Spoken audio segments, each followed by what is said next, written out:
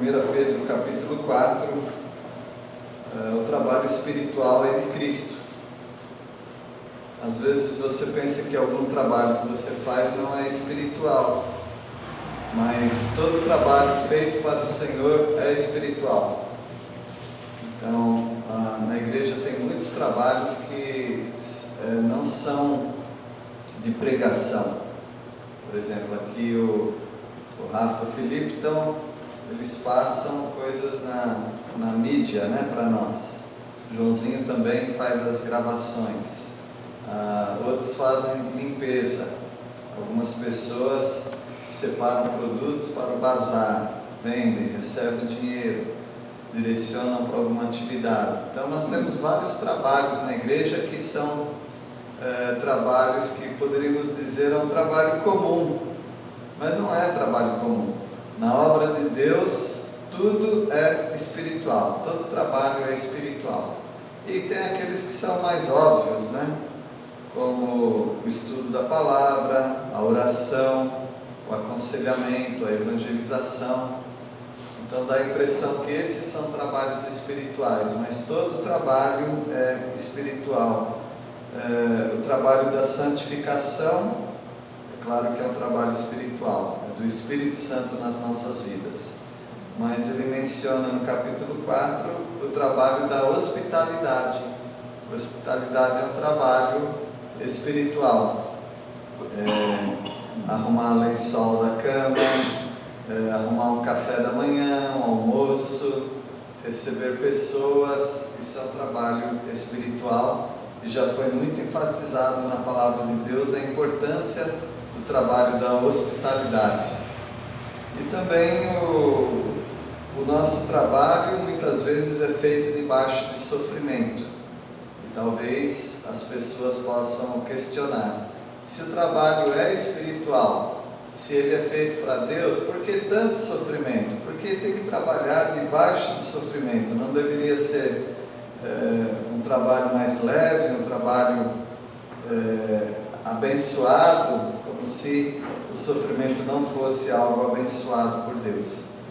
Então vamos nessa perspectiva de trabalho espiritual, vamos começar com o trabalho da santificação, é um trabalho do Espírito Santo nas nossas vidas. 1 Pedro capítulo 4, versículo 1, pode ler alguém? Portanto, uma vez que Cristo sofreu fisicamente, armem-se com a mesma atitude que ele teve, e estejam prontos para também sofrer. Porque se vocês sofreram fisicamente por Cristo, deixaram o pecado para trás. O Senhor Jesus sofreu, e ele não sofreu no Espírito, ele sofreu na carne, mas o trabalho dele era um trabalho espiritual. Eu me lembro do irmão Paulo Carrenho, que ele falava das dificuldades do trabalho missionário. Ele disse que você hoje precisa treinar a sua mente para dormir no chão. Não é que você tem que dormir no chão, embora eu conheça uma pessoa que ela começou a dormir no chão para treinar para o campo missionário. Conheço uma pessoa que começou a tomar banho gelado, mesmo no frio, para treinar para o campo missionário, tentando acomodar o corpo para uma situação de dificuldade.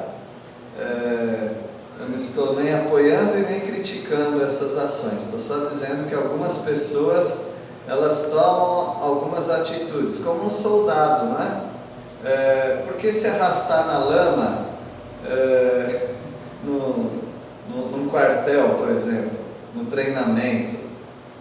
Por que ir para a selva e sofrer tudo aquilo? É porque pode ser que um dia precise, e aí o corpo, a mente, as emoções já estão adaptadas, ou pelo menos começando a treinar para isso. O Senhor Jesus Cristo sofreu na carne, e nós, sabendo do sofrimento de Cristo, nós já vamos treinando a nossa mente para o sofrimento. Nós temos uma vida bem cômoda, e nós agradecemos a Deus por isso, uma vida mansa, tranquila, Mas e se precisasse ser preso por amor a Cristo? E se fôssemos arrastados para fora da igreja? E se houvesse coisas ruins que atacassem a nossa integridade física, a nossa moral, a nossa família? A palavra de Deus diz que nós devemos nos armar desses pensamentos. Ou seja, pense o pior.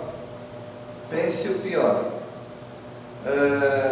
Nós não estamos passando o pior, graças a Deus por isso.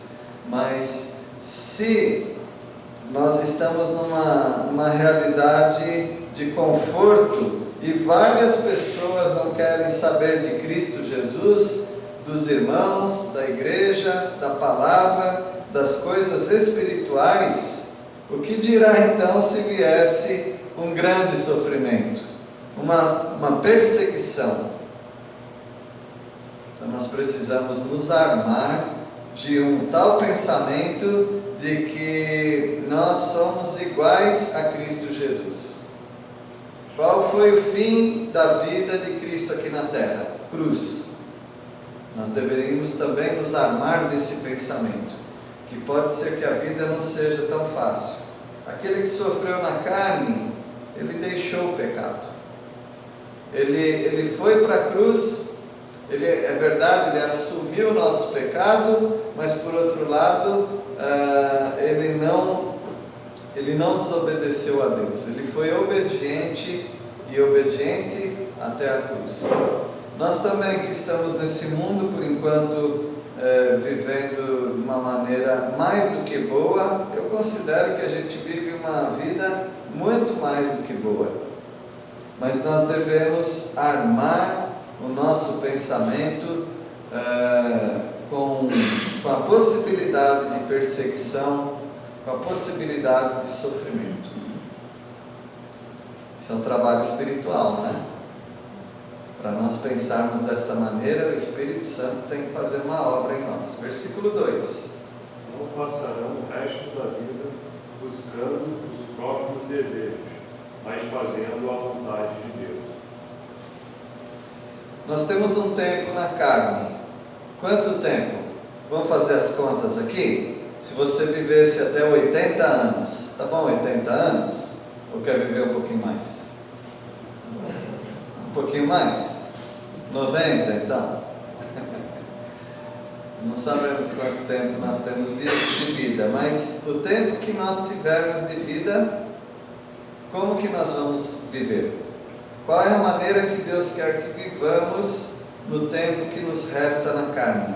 A palavra de Deus diz para nós não vivermos mais conforme as paixões dos homens, ou seja, com os desejos carnais pecaminosos, mas vamos viver segundo a vontade de Deus. Nós não vamos esperar para quando tiver sofrimento, nós vivermos segundo a vontade de Deus. Porque se nós não vivermos hoje debaixo da vontade de Deus, armando o nosso pensamento da cruz de Cristo, quando chegar a perseguição, aí que a gente não vai viver mais, mesmo conforme a vontade de Deus. A gente vai se desviar. Não tem um versículo que diz mais ou menos assim: se te mostra fraco hoje, correndo com homens, o que será quando tiver que correr com cavalos, né? Cavalos de guerra? Nós não vamos ter força. Então nós precisamos armar os nossos pensamentos hoje. Então Paulo Carrinho não estava certo, não estava errado quando ele disse: você tem que pensar hoje que você pode dormir no chão, que você pode estar num lugar com muito mosquito te picando, com um calor terrível. Se você pensar nisso hoje, aí quando chegar lá no momento, a sua mente já está mais preparada.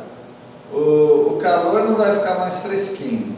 Os bichos, a picada dos mosquitos não vão ser menos dolorosas. E também o chão não vai ficar mais macio. mas a sua disposição vai ser diferente. A sua disposição vai ser diferente. Você vê que Jonas, ele não preparou a mente dele para as coisas difíceis da vida. Aí quando ele teve uma sombra, aquela sombra daquela planta, estava tudo bem. Mas quando Deus cortou, né, mandou uma lagarta ali e acabou com aquela planta, ele queria morrer. Porque a mente dele não estava preparada para fazer a vontade de Deus. Versículo 3. Porque basta o tempo decorrido para ter executado a vontade dos gentios, tendo andado em dissoluções, concupiscências, borracheiras, orgias, bebedices e em detestáveis idolatrias. Chega, né? Já deu esse tempo. Quem aproveitou. Quem não aproveitou, esquece, não aproveite. Então, quem bebeu muito, quem participou de orgias, essas pessoas não estão olhando para trás, o crente, né? Não está olhando para trás e dizendo que delícia que era. Não, ele olha hoje com vergonha de estar tão longe de Deus naquela época. E quem não aproveitou desse tempo terrível, não precisa ficar com inveja, com vontade, porque você tem a bênção de estar num caminho santo, um caminho espiritual, que só faz bem para a sua vida. Pedro, ele diz que chega desse tempo, quando nós fazíamos a vontade dos incrédulos, quando nós vivíamos no mundo em dissolução, ou seja, numa vida moral desregrada, seguindo os desejos da carne, as borracheiras. O que é borracheira, hein? Borracheira é bebida. Em espanhol, borracheira é bebedice, né? E aí tem em português essa palavra perdida aí no dicionário, não? Borracheira são festas onde há muitas bebidas. Orgias são festas pagãs, onde há idolatria, bebedeira, glutonaria e imoralidade sexual. As bebedices, repetido aqui, e detestáveis idolatrias. O apóstolo Pedro está lembrando os crentes que um dia eles foram dessa maneira, um dia eles estavam vivendo assim. E a nossa mente tem que desprezar todas essas coisas. Aqueles pecados que você praticava, não importa se eram desde criança, se era jovem ou mais velho, não importa, todas aquelas coisas ficaram no passado. Agora nós somos uma nova criatura. Nós vivemos uma novidade de vida. Morremos com Cristo e ressuscitamos com Ele, como estudamos no domingo, né? E no versículo 4... Agora essas pessoas ficam surpresas quando vocês deixam de participar dessas práticas integradas e destrutivas, e por isso nos difamam. Nós que saímos dessa vida, as pessoas... bom, eu estou dizendo nós, né? Eu não tive tanta prática lá no mundão, alguns tiveram mais, né? Mas não importa. As pessoas que saíram dessa vida, imagina aqueles crentes aos quais Pedro está endereçando essa palavra. Essas pessoas que saíram dessa vida, elas começam a encontrar os amigos, incrédulos ainda, né? E esses amigos não dão os parabéns para elas. Parabéns que você parou de beber, eu estou tentando, mas não consigo. Eles não estão dando os parabéns. Olha, que bom que você deixou das jogatinas, agora você tem mais dinheiro para cuidar da sua família. Eu estou tentando sair dessa vida, não consigo, parabéns para você. Eles não estão falando isso. É incrível como eles estão numa vida de lamaçal, e eles sabem disso, mas eles não estão contentes com os que estão saindo, e eles mesmos não querem sair dessa vida. E o que eles fazem? Eles falam mal dos crentes, eles difamam os crentes, e eles começam a estranhar também. Por que você não está indo mais lá beber com a gente? Por que você não está fazendo mais aquelas coisas? Eles estão estranhando o nosso comportamento. E eles estão cada vez pior. Eles estão num excesso de devassidão. Meus irmãos, eu não acho que as pessoas vão se converter simplesmente a gente falando para elas que a bebida faz mal.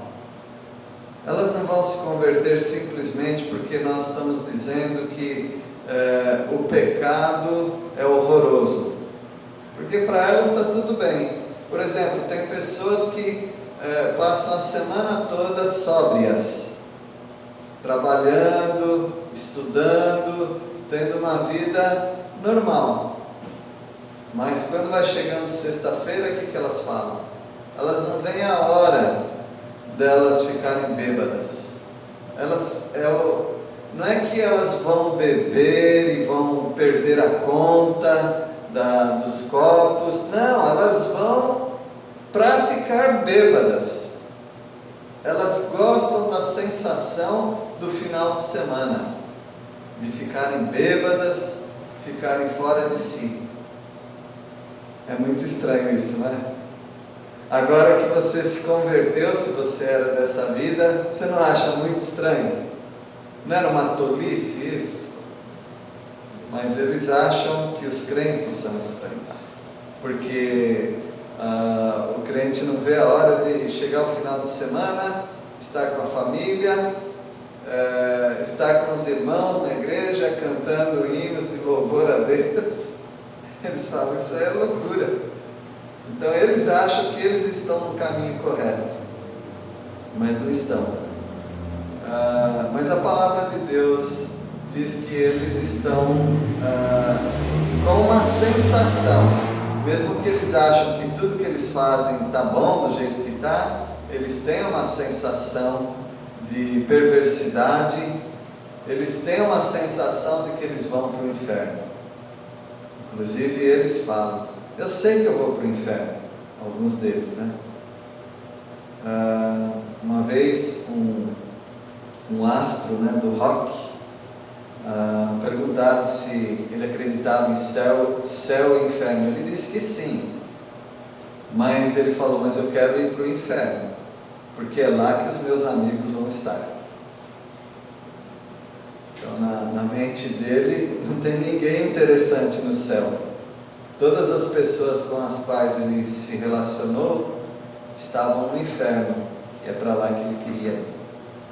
Então, talvez as pessoas ainda tenham uma ideia de que o inferno é um lugar de sofrimento, mas não é de tanto sofrimento assim. Talvez tenha até uma maneira de ter um alívio do sofrimento, mas não tem. Nós que conhecemos pela palavra de Deus a realidade do inferno, as pessoas precisam lutar para sair de lá. Versículo 5. Os quais vão prestar contas, Deus é competente para julgar vivos e mortos. Então essas pessoas, os farreteiros, né? Os farreteiros, as pessoas que estão bebendo todas, como eles gostam de falar, né? Que estão fazendo sua fezinha, jogando, gastando dinheiro, essas pessoas que estão entregando seus corpos à imoralidade, chamando isso de prazer, essas pessoas vão ter que prestar contas àquele que é competente para julgar vivos e mortos. Então, o nosso Deus, Ele julga os vivos como Ele está julgando hoje. Hoje, Deus está julgando as pessoas. mas as pessoas não estão conseguindo ver o julgamento, porque a palavra de Deus é o julgamento para elas. Mas quando elas partirem desse mundo, elas serão mortas, elas estarão mortas. Mortas no corpo, mortas por esse mundo, mas ainda estarão conscientes, com seu espírito, alma, diante de Deus. E eu acredito que inclusive com seus corpos, porque quando elas estiverem diante do grande trono branco, que é o julgamento de todos os incrédulos, elas ressuscitarão para esse momento. E nesse momento, até aquele momento, elas já estavam sofrendo no inferno. Mas naquele momento elas encararão ao reto juiz. E ele vai colocar nelas as penalidades eternas, os graus de punição que elas vão ter. E aí elas serão lançadas no lago de fogo. E aí dali elas não têm mais saída. É claro que elas não tiveram no inferno também, mas houve uma pausa para o julgamento. E depois elas estarão no lugar onde o Senhor Jesus disse, onde o verme não morre, onde há choro e ranger de dentes. E ele diz também que é pelos séculos dos séculos, noite e dia sem fim. Será que valeu a pena esse prazer todo que elas viveram? As dissoluções, concupiscências, bebedices, orgias, idolatrias? Claro que não valeu a pena. Então, no tempo que nos resta na carne, nós jamais deveremos pensar em voltar para esses caminhos. Daqui é só para frente, glorificando ao Senhor e aprendendo mais dele. Mas infelizmente é possível para um crente, se ele começar a se esfriar na fé, não ter mais prazer na oração, na leitura da Bíblia, estar com os irmãos, na evangelização, no apoio aos missionários, à obra missionária. Se ele não tem mais desejo em cantar louvores ao Senhor, ele vai se esfriando e ele começa a regredir para a mesma lama de onde ele saiu. Então Pedro ele é bem prático, né, nessa questão de nós andarmos em santificação. É um trabalho espiritual, é um trabalho do Espírito nas nossas vidas. Nós vamos até o versículo 6 hoje. Alguém pode ler?